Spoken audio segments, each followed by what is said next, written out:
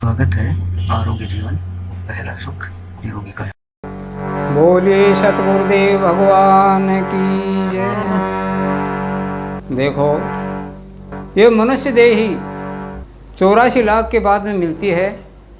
84 लाख बहुत होते हैं, अरबों खरबों वर्ष हो जाते हैं।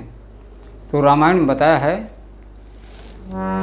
कि बड़े ही भाग मानव तन पावा, सुर दुर्लभ ग्रंथन सब गावा। बड़े भाग से मानव तन पावा, सुर दुर्लभ ग्रंथन सब गावा। और आगे भगवान बताए कि साधन धाम मोक्ष कर द्वारा, पायन जे पर लोक सिधारा। साधन धाम मोक्ष कर द्वारा, पायन जे पर लोक सिधारा सुधारा। सो पत्र दुख पावई, और सिर धुन धुन पछताए। काल ही कर्म ही ईश्वर ही मिथ्या दोष लगाए। भगवान ने तो मानव तन दे दिया, और इसके अंदर बड़े भाग मानव तन पावा, सुर दुर्लभ ग्रंथन सब गावा। देवता लोग भी इसके लिए तरसते हैं। और भगवान ने इसमें क्या भर के भेजा? साधन धाम मोक्ष कर द्वारा, सब कुछ भर के भेज दिया है। फिर भी आए इंसान ऐसा है जो कि अपने ऊपर आपको नहीं लेता कि मैंने जैसा कुछ मनुष्य देह पाया है तो कुछ ना कुछ करूं, लेकिन फिर भगवान के ऊपर जैसा उसके ऊपर दोष थोप देता है कि सो पत्र दुख पाव ही, सिर धुन धुन पछताए। काल ही कर्म ही ईश्वर ही मिथ्या दोष लगाए। फिर कहता है कि ये समय अच्छा नहीं था, मेरे भाग में नहीं था, भगवान ने मेरे ऊपर कृपा नहीं करी, ये सारा दोष उन पे ही। लेकिन खुद भी नहीं लेता है कि मैंने भगवान ने तो सब कुछ भर के भेज दिया तो उसको काम में ले। तो ऐसा बावड़ा इंसान है, और इसे मोह रूपी रावण में फंस करके और ये सारी जिंदगी ऐसे ही खो देता है।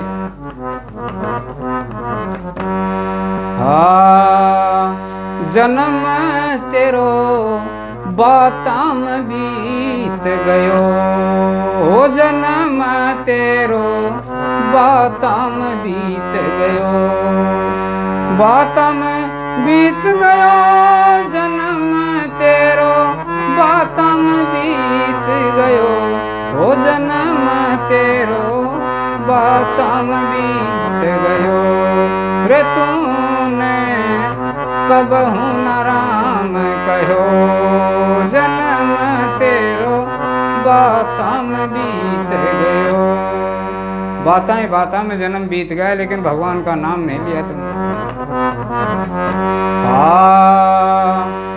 5 बरस को भोलो भालो, 5 बरस को भोलो भालो।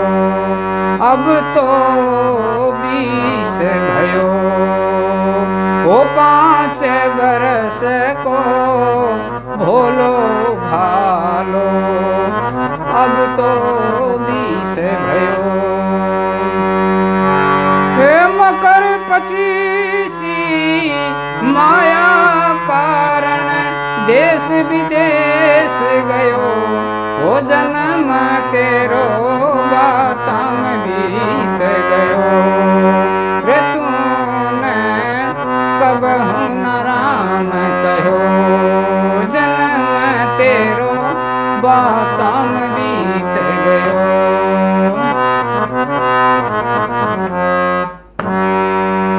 5 वर्ष को भोलो भालो, अब तो 20 भयो।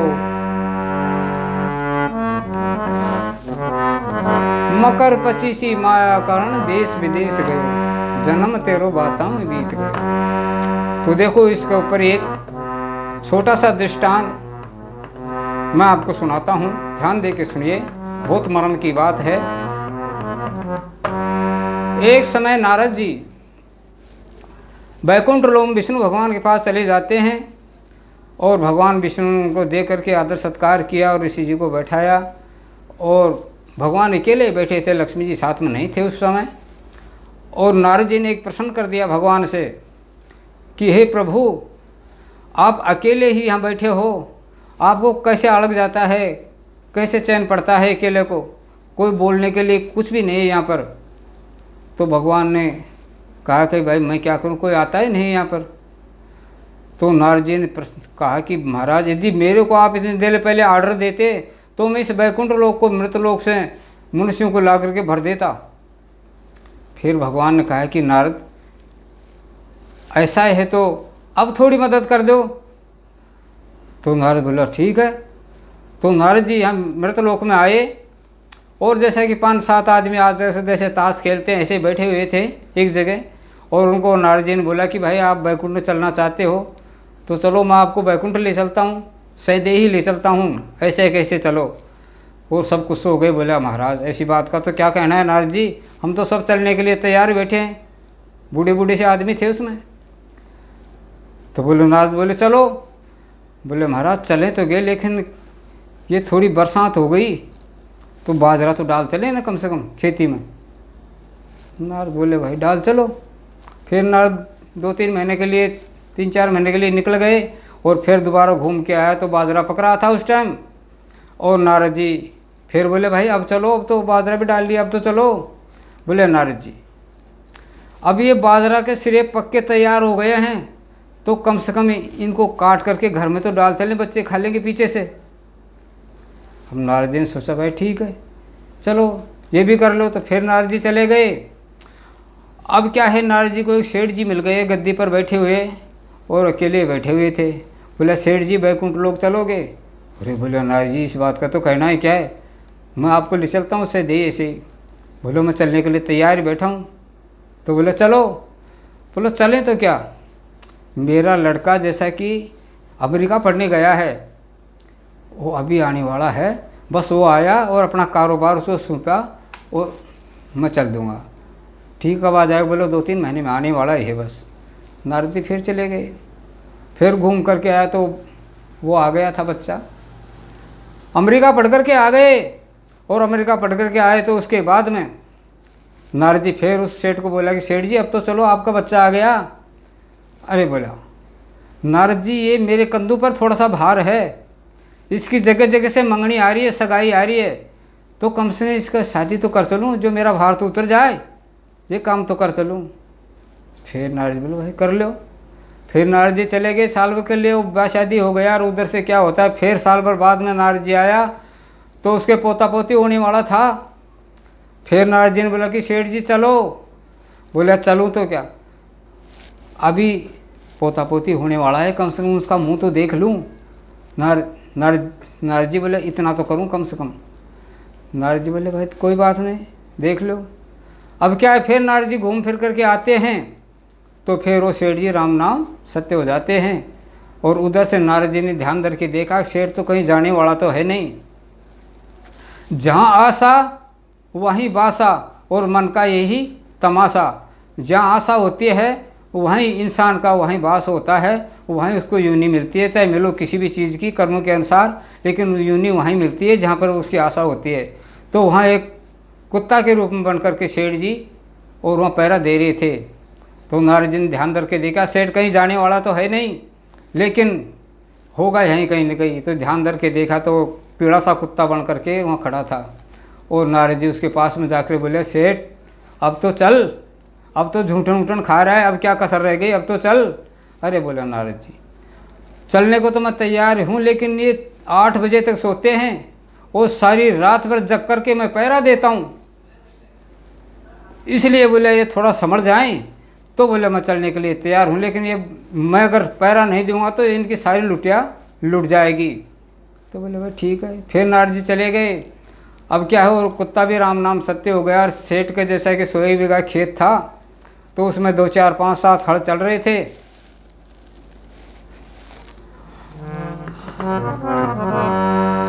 2, 4, 5, 7 हल चल रहे थे तो सेठ जी बैल बन गए और ये जबरा सा बैल बन करके आगे आगे खींच रहा था उनको।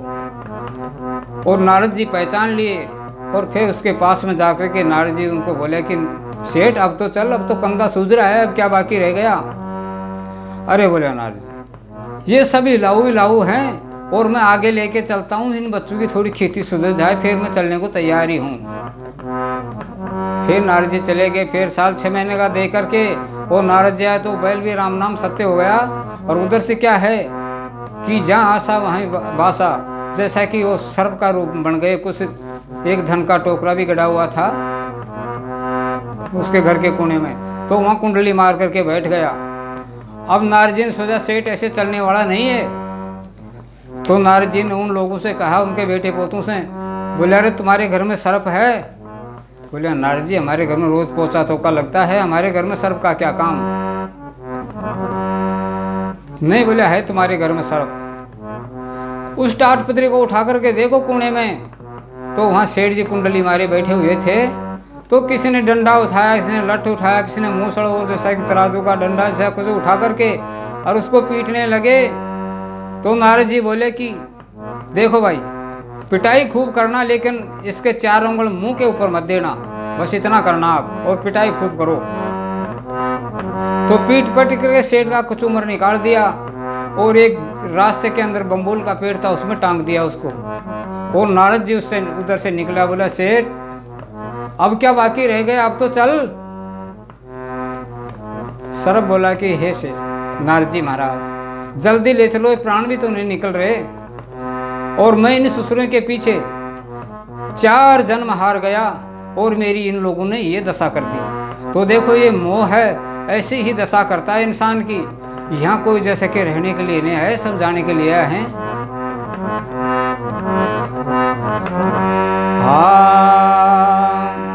जन्म तेरो बाताम बीत गयो, जन्म तेरो बाताम बीत गयो, तूने कबहू न राम कहो, जन्म तेरो बाताम बीत गयो।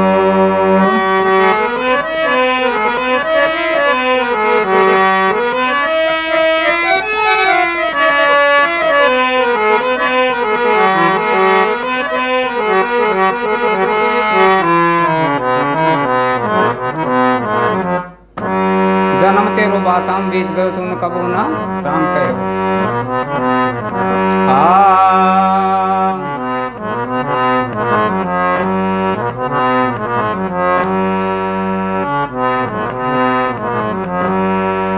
तीस बरस पर मति जब उपजी, हो 30 बरस पर मति जब उपजी,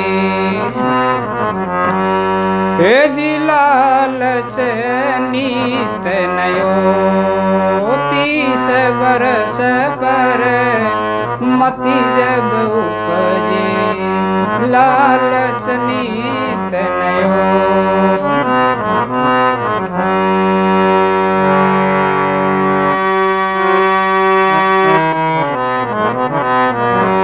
30 बरस पर मति जब उपजी, लालच नीत नयो। हे माया जोड़ी लाख किरोड़ी, हे कबहू ना तृपत भयो, वो जन्म तेरो बाताम बीत गयो, जन्म तेरो बाताम बीत गयो, रे तूने कबहू न राम कहो, जन्म तेरो बाताम बीत गयो।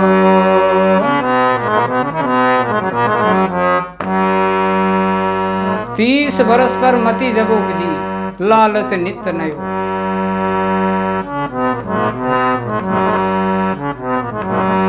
तीस बरस पर मति जब उपजी, लालच नित नयो, माया जोड़ी लाख किरोड़ी, कबहू ना तृप्त भयो, जन्म तेरो बाताम बीत गयो।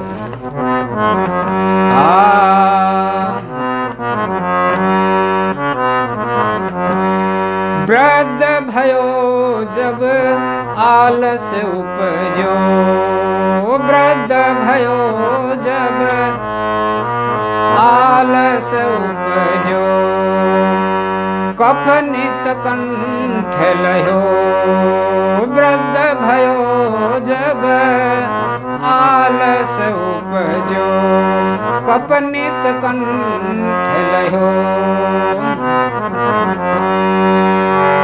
हे रोग शोक तेरा तन में लाग्या तन बेकार भयो, जन्म तेरो बातां में बीत गयो।